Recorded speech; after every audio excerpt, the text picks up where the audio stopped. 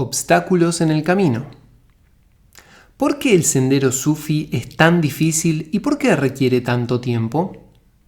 De acuerdo a un antiguo dicho sufí turco, el camino del sufismo es como masticar un garbanzo de hierro.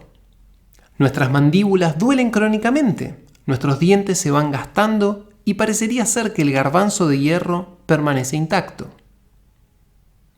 Este camino requiere tremenda paciencia. Es también un sendero de gran júbilo y satisfacción interior para aquellos que aman a Dios. La elección entre Alá o Dios, God en inglés, para referirse a nuestro Creador, es una cuestión de debate entre traductores y académicos musulmanes. Por mi parte, he elegido utilizar la palabra Dios en parte para recordar a los lectores occidentales que todos adoramos a la misma verdad. En Medio Oriente, muchos cristianos y judíos utilizan Allah cuando hablan árabe y God cuando hablan en inglés.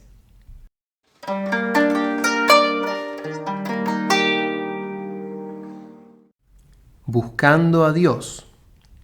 Consideren el Hadith Qudsi, es decir, la inspiración divina, en la cual Dios nos dice: «Yo era un tesoro oculto y quise ser conocido, por eso creé la creación».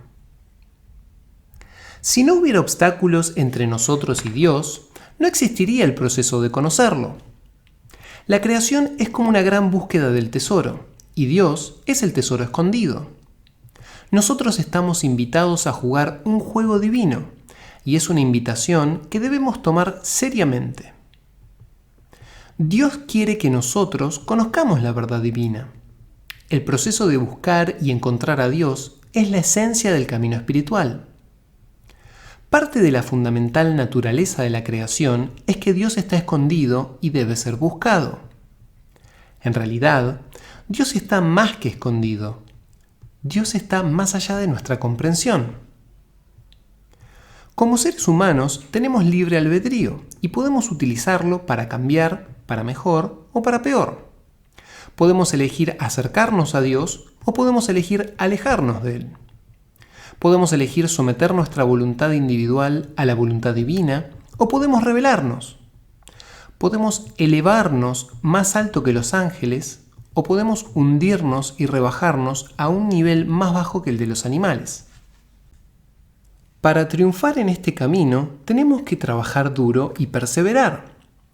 Tenemos que hacer lo que George Gurdjieff, un maestro fuertemente influenciado por el sufismo, llamaba superesfuerzos. Hay una gran diferencia entre correr una maratón y participar de una carrera de autos para cruzar la línea final. Conducir no es un gran desafío si lo comparamos con correr a pie. Conducir un auto tampoco nos brinda el beneficio de poder ejercitar nuestro libre albedrío y nuestra energía física. De manera similar, los desafíos inherentes al seguir el camino de la verdad son una parte importante del camino mismo. Como ya muchos han notado, la travesía es en realidad el destino final. Si les preguntamos a otros cuándo se sienten más felices, la mayoría de la gente dirá que se siente más feliz cuando trabaja en pos de metas importantes. Nuestra máxima felicidad no radica en llegar a la línea final, sino en el esfuerzo mismo. La alegría está en el hacer, no en el lograr. También es cierto que no hay realmente a dónde ir. Dios dice en el Sagrado Corán: «Estamos más cerca del ser humano que su propia vena yugular». En otras palabras, Dios está más cerca de nosotros que lo que nosotros estamos de nosotros mismos.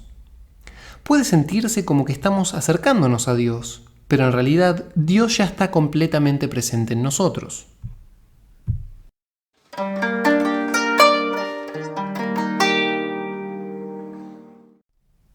Moisés y su comunidad, los hijos de Israel. De acuerdo a mis maestros, Moisés, alayhi salam, le pidió una vez a Dios que transformase a los hijos de Israel, puesto que estaba cansado de la continua batalla para librarlos de las actitudes y valores que habían aprendido como esclavos. Se dice que Moisés, la paz sea con él, era tan chispeante y apasionado que cuando él se enojaba, los pelos de sus brazos se paraban y hasta pasaban a través de la ropa. Hasta incluso discutía con Dios. Moisés alejissalam, se quejó y dijo: Dios, tú lo puedes todo. ¿Por qué no limpias a mi gente de su egocentrismo? Los dejé solos por unos días y apenas me fui se pusieron a adorar a un becerro de oro. No tienen fe y no son agradecidos por todo lo que tú has hecho por ellos. Moisés alejissalam pidió: Señor, tú todo lo puedes. Por favor, transfórmalos. En respuesta a este pedido, Dios dijo: Fíjate qué egocéntricos son aún con todas sus fallas. ¿Puedes imaginarte qué arrogantes serían si los limpiase de ellas? En verdad, somos como los hijos e hijas de Israel. Una y otra vez Dios nos salva de desastres y sin embargo nos olvidamos inmediatamente. Cuando los hijos de Israel estaban en el desierto, Dios les enviaba el maná para cada día, pero este no podía ser guardado para el día siguiente, no podía almacenarse, de modo que empezaron a preocuparse por su próxima comida. Algunos hasta se quejaron de que la comida era siempre la misma. Entonces, Dios cesó de enviarles el maná y ellos tuvieron que encontrar su propia comida de allí en adelante. ¿Acaso no nos preocupamos y quejamos de la misma manera? Aunque Dios nos ha alimentado y sostenido cada día de nuestras vidas, tenemos miedo de que no lo siga haciendo mañana. No somos agradecidos con lo que tenemos, y esto representa un signo de la debilidad de nuestra fe. No somos perfectos y no vamos a hacerlo, pero podemos mejorar. Tenemos que trabajar con nuestras fallas y aprender de nuestros errores. En el proceso de buscar a Dios, tenemos que enfrentar nuestras limitaciones y luego aprender cuánto necesitamos de Dios para poder lograr cada una de nuestras metas. Ellos fueron esclavos del faraón, así como nosotros somos esclavos de nuestro faraón interno, un ego tiránico que trata de esclavizarnos y gobernar nuestras vidas. La primera meta del sufismo es liberarnos de la tiranía de nuestros egos narcisistas. Afortunadamente, tenemos un gran aliado en esta lucha. Dios ha puesto en nosotros un Moisés interno, nuestro propio liberador interior. Es nuestra alma, llamándonos a seguir el camino de la verdad. La liberación de los judíos puede ser entendida como una metáfora rica en enseñanzas para la autoliberación. Fue un proceso a largo plazo. Empezó con plaga tras plaga, sufrimiento tras sufrimiento. En cierto sentido, los tenían que hacer nacer fuera de Egipto y fuera de la esclavitud. Nosotros experimentamos similares dolores de parto cuando luchamos para liberarnos de las garras del ego y sus efectos sobre nosotros. Requirió una gran dosis de coraje escapar de Egipto y caminar hacia el Mar Rojo, siendo perseguidos por el ejército del faraón. Después del milagro de la partición de las aguas del Mar Rojo, cada día en el desierto trajo nuevas pruebas a su fe. El construir el becerro de oro fue un intento de volver a la vieja cultura adoradora de ídolos, la cual había esclavizado a los hijos de Israel durante generaciones. Aún se encontraban sujetos a la cultura de sus opresores. Si tomamos intenciones sinceras y actuamos sobre las mismas, Dios nos va a ayudar y a socorrer. Esto es lo que les ocurrió a los hijos de Israel. No tenían ninguna esperanza de vencer al ejército del faraón. Habían sido esclavos por generaciones y no tenían ni idea de cómo luchar. Mientras que las legiones del faraón incluían arqueros, carruajes y guerreros con armaduras, estos soldados altamente entrenados se enfrentaron a un grupo de esclavos que probablemente nunca habían tenido un arma en sus manos. Mientras escapaban, los hijos de Israel llegaron al Mar Rojo, una barrera aparentemente infranqueable. Dios no partió las aguas inmediatamente. Los sabios han resaltado que las aguas no se abrieron sino hasta que los hijos de Israel se metieron en el agua. De hecho, solo se empezó a partir cuando el agua llegó al mentón del primero de ellos. ¡Qué maravilloso ejemplo de fe! Es también un excelente recordatorio de la importancia de la acción. Los hijos de Israel actuaron sin ninguna certidumbre de éxito. Ellos siguieron a su profeta. Estas son enseñanzas completamente vigentes y no solamente interesantes cuentos históricos. Dios ha partido el mar Rojo para nosotros en nuestras propias vidas y podemos descubrir muchos ejemplos de ayuda divina si examinamos las mismas atentamente. Todos hemos experimentado milagros en nuestras vidas, milagros en los cuales Dios ha removido obstáculos para nosotros cuando nosotros jamás hubiéramos podido lograrlo por nosotros mismos, pero nos olvidamos muy rápidamente. Somos como el faraón. Cada vez que la plaga se terminaba, cambiaba de opinión y decidía no liberar a los hijos de Israel. Ese es el trabajo de nuestros egos, nuestro faraón interno. Pero nos olvidamos, somos desagradecidos, nos quejamos. Dios, ¿qué has hecho tú para mí últimamente? Y adoramos lo que es tangible y material, nuestros propios becerros dorados. Cuando escuchamos historias como estas, podemos ir más allá de su significancia histórica y de las obvias lecciones morales. ¿No hemos, acaso, experimentado historias similares en nuestras propias vidas?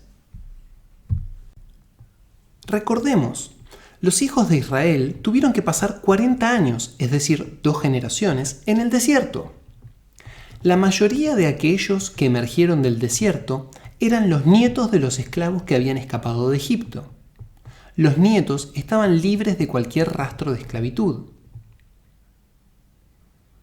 ¿Cómo podemos liberarnos a nosotros mismos? A ellos les llevó 2 generaciones entrar a la tierra prometida, pero nosotros no tenemos esa clase de tiempo a nuestra disposición. ¿Cómo podemos emanciparnos del estado de esclavitud de nuestros egos y de nuestro egocentrismo? ¿Cómo podemos transformar nuestras vidas y abandonar el estado de esclavitud? Durante su retiro en el desierto, los hijos de Israel recibieron constantemente las enseñanzas impartidas por Moisés, la paz sea con él, uno de los más grandes mensajeros de Dios. Eso es lo que llevó a transformar ese pueblo. Su meta era la de entrar en Canaán, la tierra de la leche y de la miel, así como nuestra meta es adquirir un estado de contentamiento interno y de serenidad. La calma y la paz interior son cimientos esenciales para nuestras vidas espirituales. Tenemos que decidir constantemente entre seguir a nuestro Moisés interno o a nuestro faraón interno. No siempre es fácil seguir a nuestro liberador interno. Nuestros egos actúan como si fuesen Dios, como si fuesen el faraón, y trabajan constantemente para distorsionar la verdad y torcer el consejo sano o las enseñanzas espirituales, convirtiéndolas en algo tergiversado y que no nos ayuda en absoluto. Esto me recuerda a otra historia de Moisés en el desierto. Esta historia se halla en el Masnavi, el clásico espiritual de Rumi, Kutusuz y Raju. Un día, al bajar Moisés alayhi salam del monte Sinaí, alguien le preguntó: ¿podrías invitar a Dios a cenar con nosotros, por favor? Moisés alayhi salam respondió enfadado: no se puede invitar a cenar a Dios. Dios no cena. Dios es infinito, más allá de cualquier necesidad de comida. Además, Dios no tiene boca. Dios está más allá de cualquier forma humana. Dios no es como tú y como yo. Dios está en todas partes y en todas las cosas. Pero esa persona insistió: ¿estás seguro de que no puedes invitar a Dios a cenar con nosotros? Sí lo estoy, respondió Moisés. Cuando Moisés, alayhi salam, volvió al monte Sinaí, Dios le preguntó sobre la invitación. Moisés, alayhi salam, respondió: les dije que tú no comes.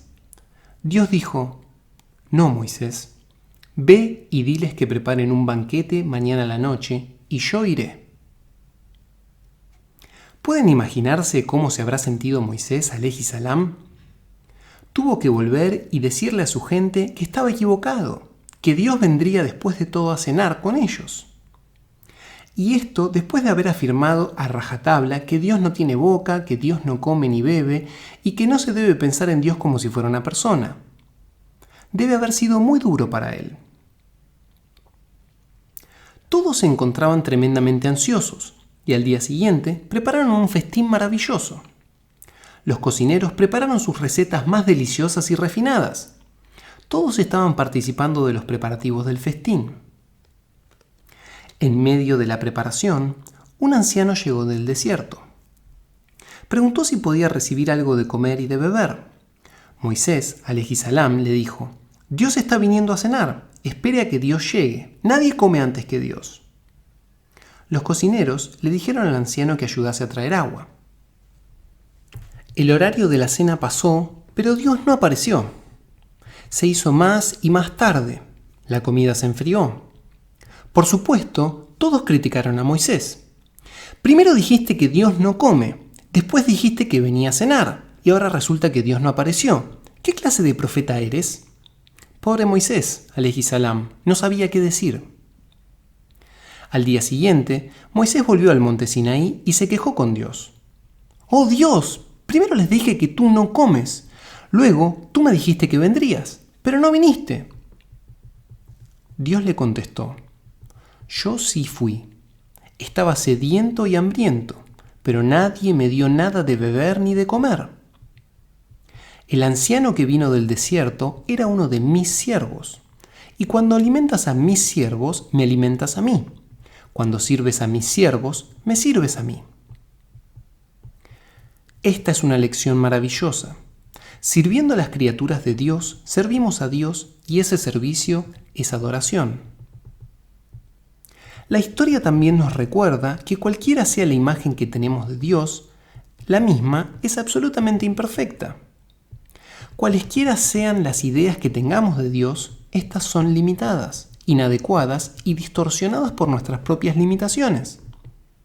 Cualesquiera sean los conceptos que tengamos con respecto a Dios, son más erróneos que acertados. Mientras los hijos de Israel estaban ocupados preparándose para un evento especial, no vieron lo que estaba delante de sus propios ojos. Ellos son espejos para nosotros. En estas historias, nosotros no somos Moisés alejissalam, somos los confundidos hijos de Israel, y luchamos penosamente contra nuestra limitada fe y nuestro limitado entendimiento.